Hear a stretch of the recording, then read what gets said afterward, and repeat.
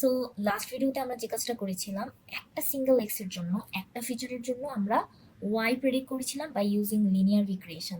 So এই ভিডিওতে আমরা যে কাজটা করব সেটা হচ্ছে আমরা সবগুলো এক্স ইউজ করব, সবগুলো ফিচার ইউজ করব, আমরা মাল্টিপল এক্স ইউজ করার মাধ্যমে ওয়াই প্রেডিক্ট করব, অবশ্যই লিনিয়ার রিগ্রেশন ইউজ করে। সো আমরা করে চলে যাচ্ছি। আগের ভিডিওর মতোই আমরা হচ্ছে মিনি হোম প্রাইসেস এই যে ডেটা সেটটা এটা ইউজ করতে যাচ্ছি। সো ফার্স্টে আমরা একটা ডেটা ফ্রেম নতুন ক্রিয়েট করে নিই, সেটা হচ্ছে আমরা দিচ্ছি df2। সো পান্ডাসের মাধ্যমে করবো কি রিড সিএসভি। সো এই ফাংশনটা ইউজ করার মাধ্যমে এখান থেকে আমি কপি পাথ করে নিয়ে এসে পাথটাকে দিয়ে দিলাম। দেন এখন হচ্ছে আমি df2টাকে একটু প্রিন্ট করে দেখতেছি।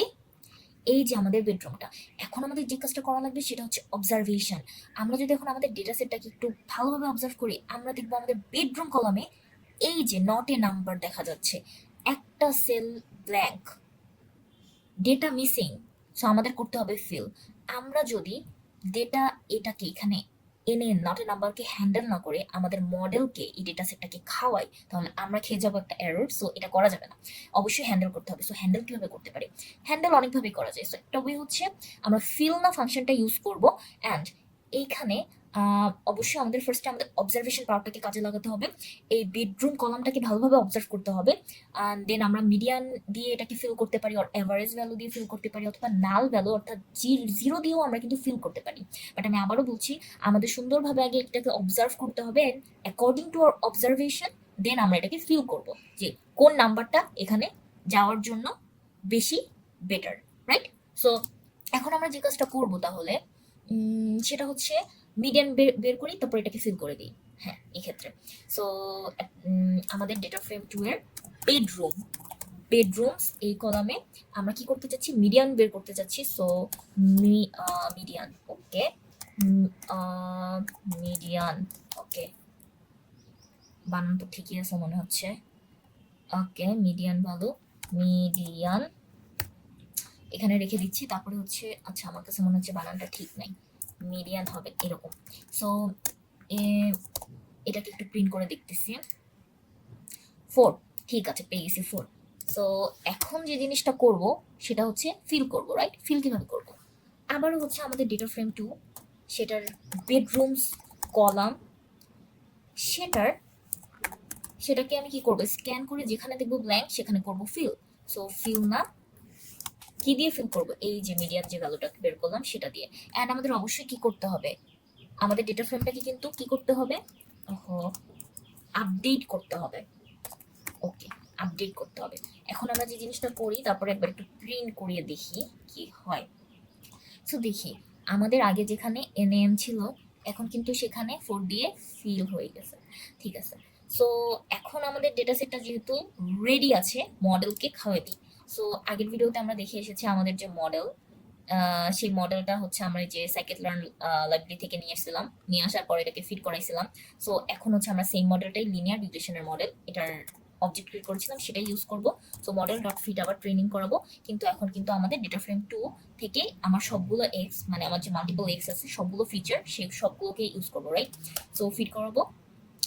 অবশ্যই আমাদের 2D আর ইউজ করা লাগে ফিট করানোর জন্য এক্স এর ভ্যালুতে। তো এখন হচ্ছে আমরা কি কি নিচ্ছি, এরিয়া, কি নিচ্ছি, এরিয়া, বেডরুমস অ্যান্ড এইজ। তো এরিয়া, তারপরে নিচ্ছি bedrooms. So bedrooms and also age, okay. And Y এ কি নিচ্ছি, ও আচ্ছা এখানে কিন্তু df2 দিয়ে আসতে হবে, রাইট? আমাদের ডেটা ফ্রেম 2 নাম্বার। আর ওয়াই এর ভ্যালুতে নিচ্ছি ডেটা ফ্রেম 2 থেকে প্রাইসেস। সো প্রাইস দুইটা হয়ে গেছে। এখন আমাদের ফিট করার কাজ যেহেতু শেষ, আমরা কি করতে পারি, প্রেডিক্ট করতে পারি। So model dot predict, predict যে করব সেটা হচ্ছে সাপোজ আমি এই যে 3000 এটাই নিচ্ছি। এখন কিন্তু শুধু 3000 না, এক্স এর ভ্যালু কিন্তু আরো দুইটা আছে, 4 আর 15 নিলাম। নর্মালি আমরা এখানে টেস্টের ভ্যালু নেই, আননোন ভ্যালু নেই, আর অবশ্যই ট্রেন আর টেস্টের সেট সেম হয় না, আলাদা হয়। বাট আমি এখানে সিম্পলিসিটির জন্য একটা ইউজ করতেছি, আর এখানে একটা ভ্যালু ট্রেন সেট থেকে একটা ডাইরেক্ট নিয়ে নিচ্ছি। সো আমি যদি এখন এটাকে রান করি তাহলে আমরা এরকমের কাছাকাছি একটা ভ্যালু পেয়ে যাব। ওকে, সো এখন আমি একটা কাজ করি, একটা আননোন ভ্যালুই দেই, যেটা হচ্ছে এখানে অ্যাটলিস্ট নেই। সাপোজ 29,000।